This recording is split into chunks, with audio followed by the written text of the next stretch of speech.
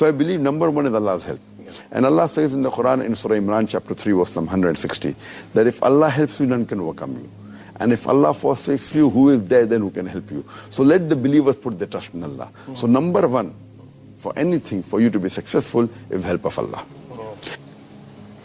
No, I believe that we find that anything which is popular, they do have enemies.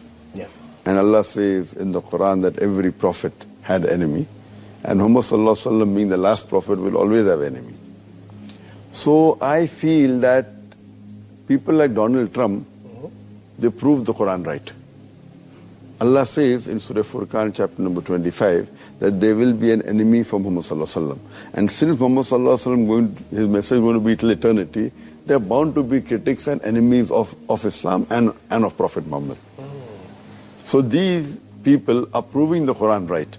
Because in spite of all these things, Islam is spreading. Allah says in the Quran, in Surah Imran chapter 3 verse 54, Allah says, Makaru makarallah wallahu khairul makirin. They plan and plotted, Allah too plan. Allah is the best of planner. If you see after 9/11, the media war on Islam and throughout the world, normally people should think that now Islam should perish, na'uzubillah. They cannot. But we find that more people want to know what kind of religion is this. And we find that in USA alone, in a span of about 9 months, after 9/11, 34,000 Americans accepted Islam. In Europe alone, in a span of 10 months after 9/11, more than 20,000 Europeans accepted Islam. So more they are trying to attack Islam, more Islam is spreading. I believe that such type of people, in the long run, it is benefit for Islam. People want to know what is this religion. And whenever people attack Islam, and we find that in the long run, it benefits Islam. Many a time we Muslims being emotional, we fall into the trap. For example, we know what happened in the Danish cartoons. Yeah, Danish.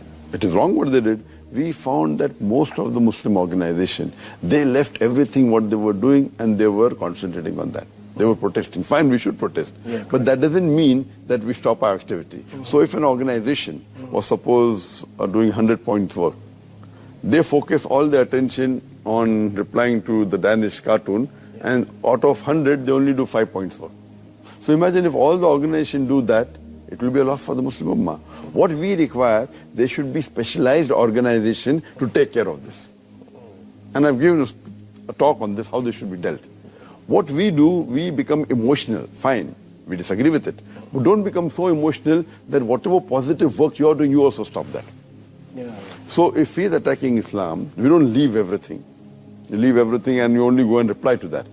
I mean, for example, as I told you earlier, that anyone, they're bound to be criticism on him. Initially, I had a perception that when anyone gets popular, the percentage of enemy remains the same.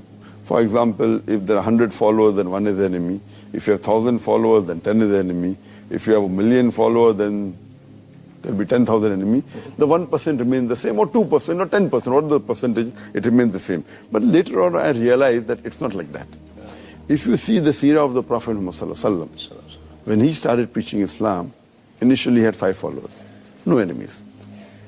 It became 50, 100, no enemies. When it started increasing, then the enemy started appearing. Today, the most popular human being in the world is Muhammad Sallallahu Alaihi Wasallam. Even according to Michael H. Hart, even according to non-Muslims, the most influential human being in the world is Muhammad Sallallahu Alaihi Wasallam.